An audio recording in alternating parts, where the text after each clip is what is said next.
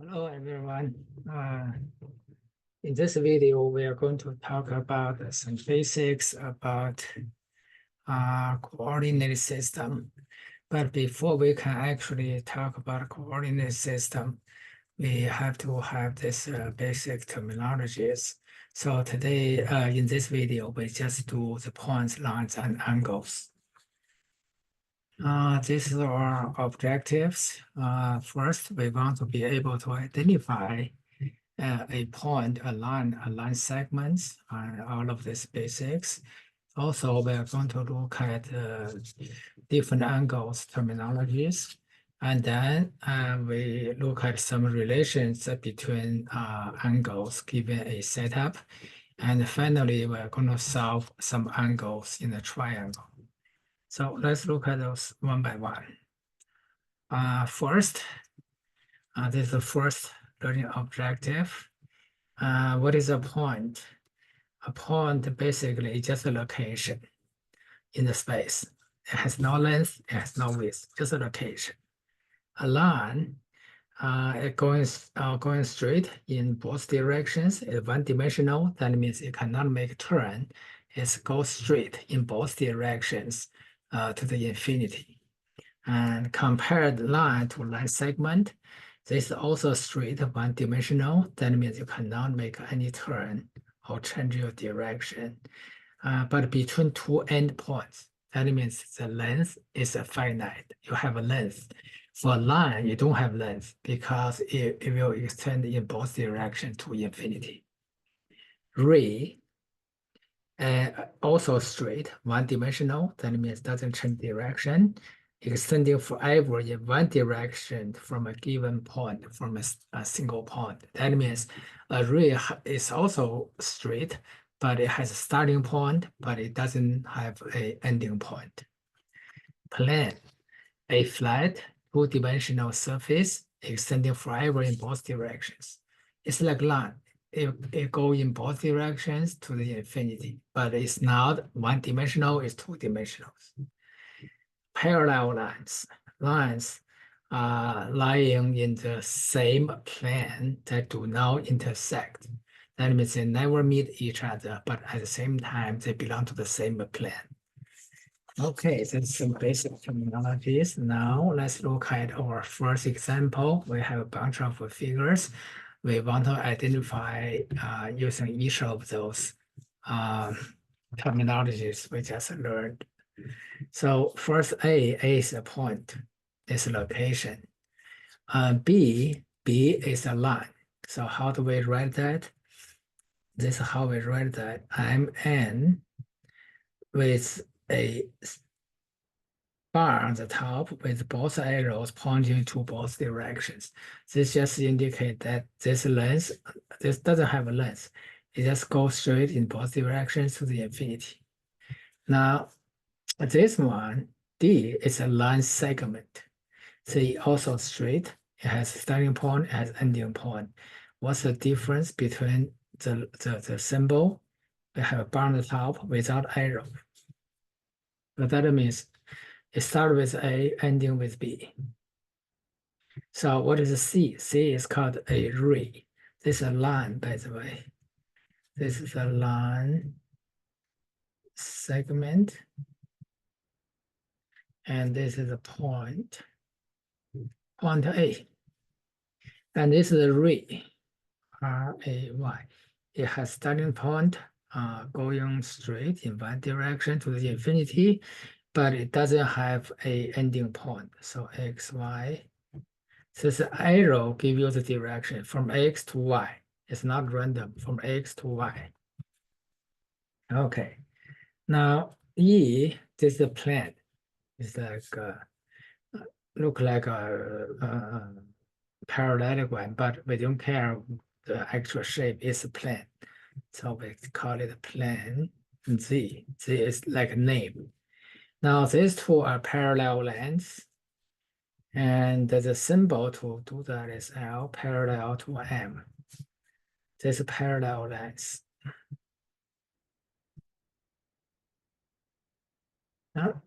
That's the first part. Now identify angles. So what is the angle? Angle is a figure formed by two rays with the intersection point, intersection point as a vertex. So in other words, it looks like this. You have two rays.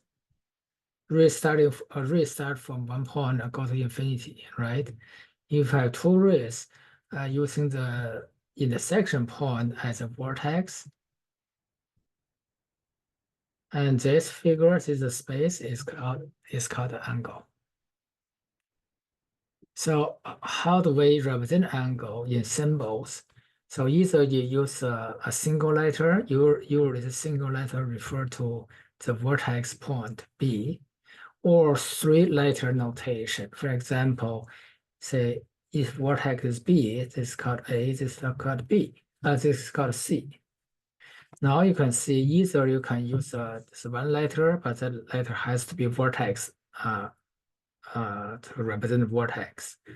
Or you have three-letter notation, angle ABC, ABC, or CBA. See, either way, you have to make sure this B vertex is in the middle. Okay, but usually when you only have one angle, you just use one letter, that's enough. But if you have more than one angle, you usually use the three-letter notation.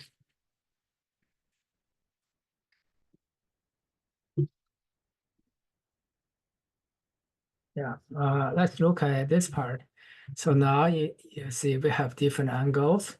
The zero degree is like a straight line, but compare this one with 180 degrees, which is called a straight angle. So they have this mark to indicate, hey, this angle is not a straight line. Otherwise, without this, how do you differentiate between 0 degree and 180 degree, right? So this is 20 degree, this is 90 degree, but we use this like a small square or rectangle to represent that. 120 degree, apparently this is bigger than 100 degree, right? And this is 200, 200 is bigger than 180, 180 is straight line from here to here, right? And this is 270, just a quarter away to the whole 360. This is 300, 360, whole circle. Now some other definitions. What is an acute angle? An acute angle is an angle that measures between 0 and 90 degrees.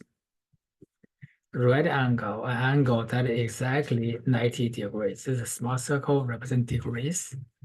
Obtuse angle, that is the angle measured between 90 and 180. Anything bigger than 90, smaller than 180 is called obtuse angle.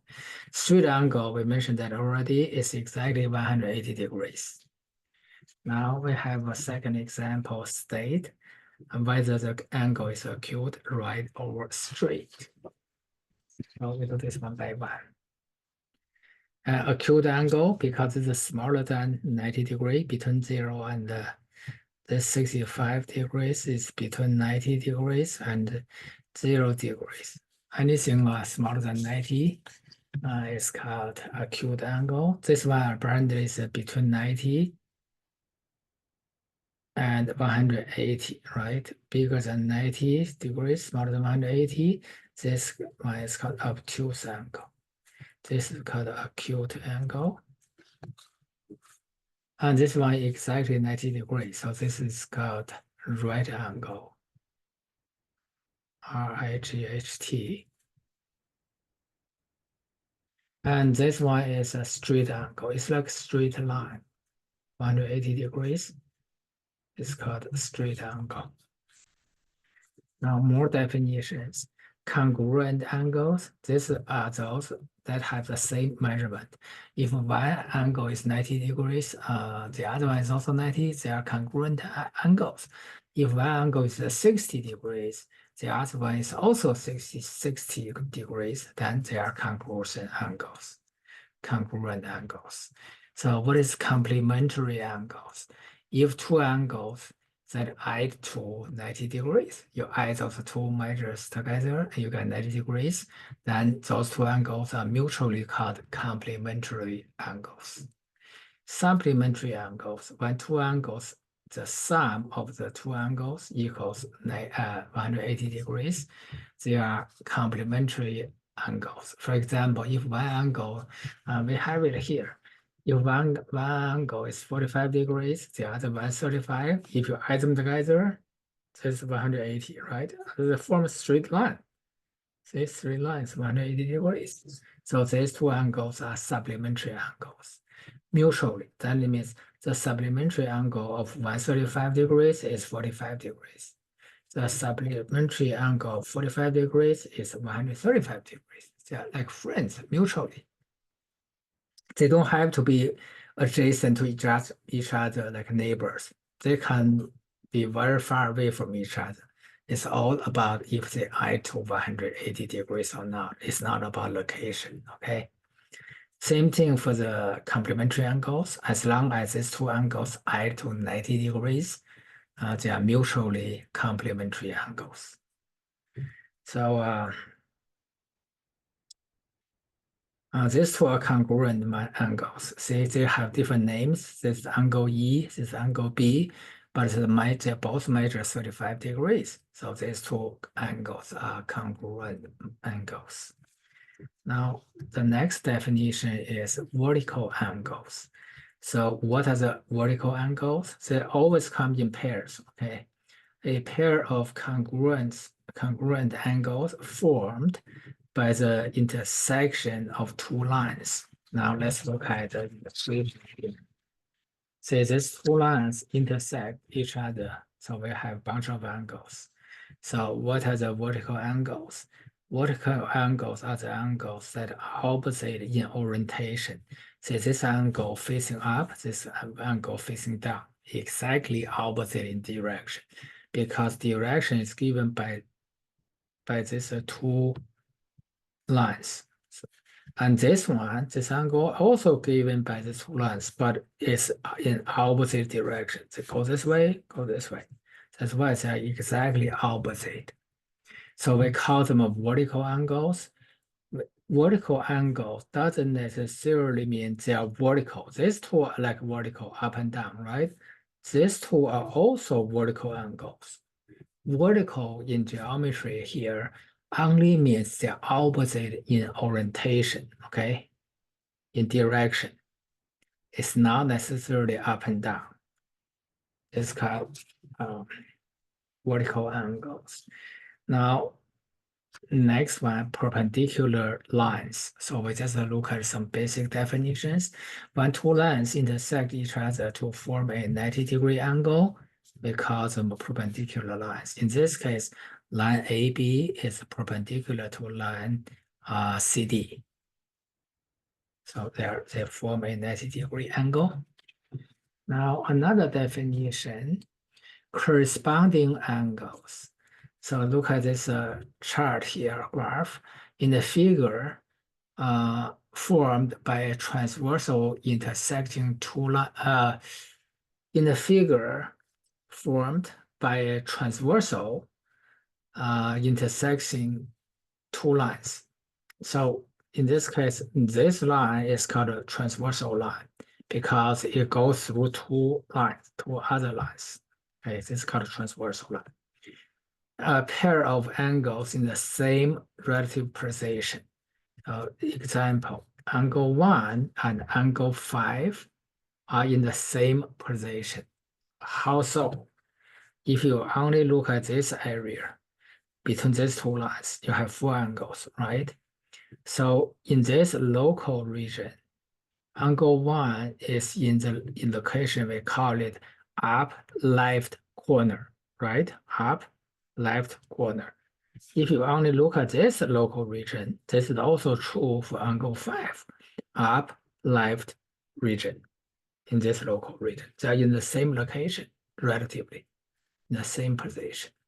So these two are corresponding angles.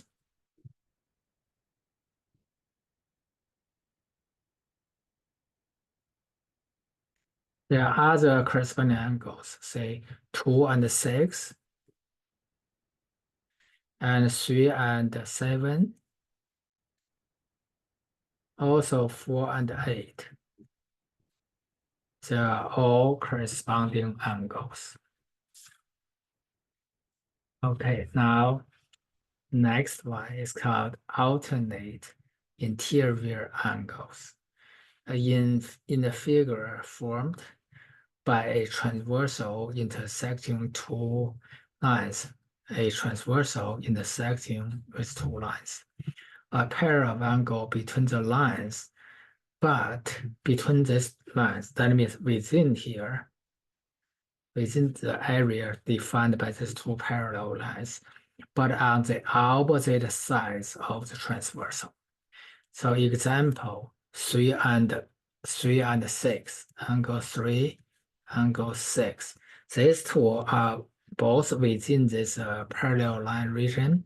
That's why we have this interior. And also on the different sides of this transversal line. One is on the left-hand side, one is on the right-hand side. So that we call it alternate. So alternate interior angles. So we have another pair, 3, 6, 4, and 5. Also interior alternate angles. You can interchange this two. You can say alternate interior angles. You can also say interior alternate angles. It just represent two pieces of information. One is on different sides of this transversal line, one is within this region defined by the two parallel lines. Okay, another pair is called alternate exterior angles. So once you understand alternate interior angles, exterior is equally easy. So in this case, let's look at angle 1 versus angle 8. They are outside this parallel region, right? This is the inside region, outside region. That's the exterior. Alternate means one is on the left-hand side of this transversal, one is on the right-hand side. So another pair is angle 2 and angle 7. Yeah, they are alternate exterior angles. They are equal, okay? All of these are equal. Alternate interior angles are also equal. They're all equal. Now let's look at the next example, example 3. In the following figure here, lines L and M, are parallel. We are told they are parallel. State whether each pair of angles is congruent or supplementary. First of all, for this corresponding angles are also equal if you have this structure. Structure is that these two lines have to be parallel. If just the two lines not parallel, we don't have these relations. Okay, let's make sure you understand that. That's why we are given that these two lines are parallel. Without that information, we cannot do anything basically. Now let's look at this angle 2 and angle 6. 2 is here, 6 is here. Now they are called corresponding angles. They are in the same position, upper right corner, right? For this local region. So corresponding angles are equal. So this one is congruent, which means equal. How about 3 and 6? 3 and 6. 3 and 6 are alternate interior angle. They are also equal, congruent. Okay, now next one. We still have same chart. The number 3 is about angle 1 and 7. 1 is here, 7 is here. Now make sure you understand this. Angle 1 and angle 5 are corresponding angles. They are equal. But angle 5 and angle 7, they are not necessarily equal. But it is true that when you add these two angles together, it's a straight line. So from here to here, here. So when two angles add to 180 degrees, they are supplementary angles. Since angle 1 equals angle 5, and angle 5 is a supplementary angle, angle 7, so angle 1 will be supplementary angle of angle 7. So this is supplementary. Because angle 5 and 7 are supplementary, angle 1 equals angle 5. Now look at 4 and 6. 4 and 6. First of all, 4 and 8 are corresponding angles. They are equal. But 6 and 8 are supplementary. So 4 and 6 are supplementary too, because you can replace this 8 with 4, because 4 equals 8. So this is also supplementary.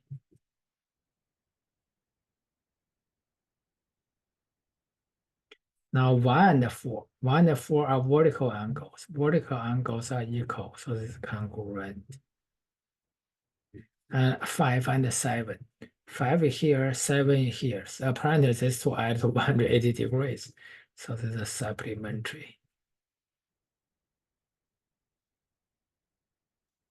Yeah, 5 and 7 are supplementary. Now let's look at our example 4. In the following figure, line P and Q are parallel. So we have same setup. Angle 1 equals 57 degrees. So we're given this is 57 degrees.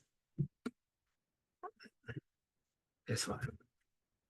Now find the measure of each of the other angles. We totally have 8 angles. Now let's do this one by one. First, give angle 1. Angle 2 equals, since angle 1 plus angle 2 will be a straight line, they are supplementary angles. Angle 2 equals 180 degrees minus angle 1. So 180 minus 57, we got 123 degrees. So angle 2 is 123. Angle 3 equals angle 2 because they are vertical angles. So angle 3 equals 123 degrees. How about angle 4? Angle 4, angle 1 are vertical angles and they are equal. So this is 57 degrees. Angle 5.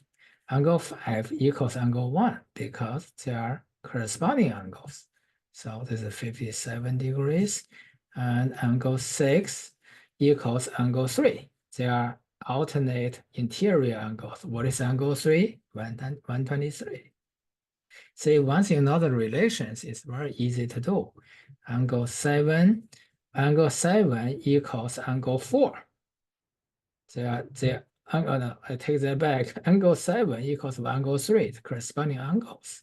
So angle 3 is 123 degrees. Now angle 8 equals angle 4. They are corresponding angles. Angle 4 is 57. So I finished it. Now, next learning objective, we're going to solve some problems involving angles formed by intersecting lines, like same setup. Find the measure of each angle. Here. But this time we have different scenario, and we have x in it. So totally 4 angles, but opposite side are equal because they are vertical angles. So we only need 2 of this. The other 2 are equal. But how do we solve it? In order to get this angle, we have to know x. In order to get this angle, we have to know x, right? So we have to set up an equation whenever you have unknown. Now apparently these 2 angles add together is 180 degrees because it's a straight line. So 5x plus 12 plus another x equals 180 degrees. This is 6x plus 12 equals 180 degrees minus 12 on both sides. 6x equals 168 degrees and divided by 6, x equals 168 divided by 6, 28 degrees. So we get this is 28 degrees. This one equal to that because vertical angle 28 degrees. And this one, you can use 180 minus 28, or you can just replace x with 28 in this formula. You do the same thing, 5 times 28 plus 12. 5 times 28 plus 12, 152.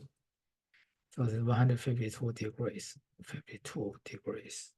Apparently, if you add them together, it will be 180 degrees. So we solve it. This is 152 degrees, 152 degrees, 28, 28. Now, example 6. Find the measure of each angle in the figure below. Lines M and N are parallel. See, we have the same setup. Find the measure of each angle. Okay, we have 8 angles in total. First, angle X and this angle add to 180 degrees. How do we know? Because this angle and this angle are corresponding angles, they are equal, but this angle at X equals 180 degrees. So this angle at X also 180 degrees. So X plus 7X minus 16 equals 180. 8X minus 16 equals 180 plus 16 on both sides. 8x equals 196 degrees.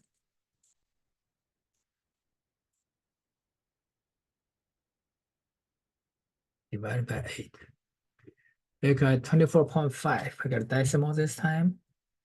24.5 degrees. So this is 24. This is also 24.5 degrees because vertical angles. And this one, 7x, actually, we can use 180 minus 24.5.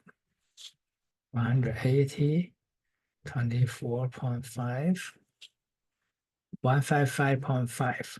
So this angle is 155.5 degrees. And this also 155.5 degrees. Is that right? Yeah. This one vertical angles are equal, so 155.5 degrees. And this angle equals that, 155.5 degrees. And this one equals x, which is 24.5 degrees. And this one equal to that. So this one is 24.5 degrees. So we solve it, everything. This also sure is 24.5 degrees. That's our x. Now the last learning objective, solve problems involving angles in a triangle. First of all, a right triangle is a triangle with one angle measured 90 degrees. A acute triangle, that means each of those 3 angles inside the triangle is less than 90 degrees. Obtuse angle, one of those 3 angles is measured bigger than 90 degrees. That triangle is called obtuse triangle. So this is just an illustration. And this is called a acute triangle. You see all of the 3 angles, each one of these 3 angles is smaller than 90 degrees. Right triangle has an angle that is exactly 90 degrees, and an obtuse triangle has a one angle that is bigger than 90 degrees. Now, here is our final example. Say for any triangle, this is something that is true actually. The sum of the measures of all the angles, all of the 3 angles add together is always 180 degrees, no matter the shape of that triangle. That's always true. So this example is that find the measure of each of the 3. So given this fact, we just add the 3 angles represented by all of these expressions. When we add them together, it will be equals 180 degrees. So x plus 0.5 x plus 16 plus x minus 36 equals 180. So x 2.5x in total plus 16 minus 36, that's minus 20. If we combine these two together, equals 180. Now 2.5x, and if we add 20 on both sides, equals 200. 200 divided by 2.5 is 80. So let's use calculator to make sure.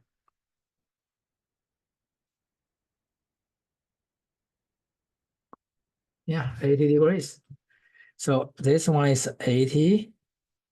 This one is 0.5 times 80 plus 16. This is half of 80, 40 plus 16. That's 56 degrees. Now this is x minus 36. That's 80 minus 36. That's 44 degrees. So 44 degrees. Now let's add them together to say if it is exactly 180. So 80 plus 56 plus 44. Yeah, exactly 180. So we solve this. And this is this video. See you in the next one.